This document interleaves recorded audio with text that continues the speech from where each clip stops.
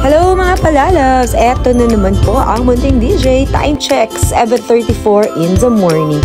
And guess what? May event tayong pupuntahan at isasama ko kayo sa Abdali Farms, State of Kuwait. Fast forward, andito na tayo sa ating venue with my workmates. Good morning, Abby!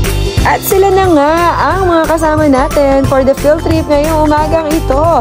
O, ito si Aiza, may dala pang laptop. Ano, working pa din, Zay? Super ganda dito mga palalabs. Ang daming activities na pwedeng magawa. As you can see, napakalawak ng area to have our Employees Engagement Day.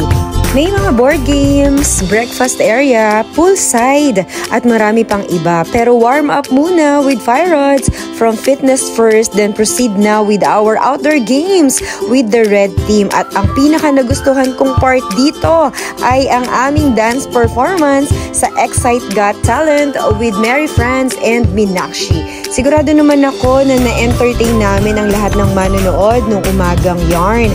Akalain mo yun, mananayaw daw pala ako bukod sa tagahugas dyan. Well, ganun talaga. And of course, gathering the score of 65 votes out of 100, kami ang winner, the Excite Motion Dancers. Shoutout nga pala sa mga co-dancers ko.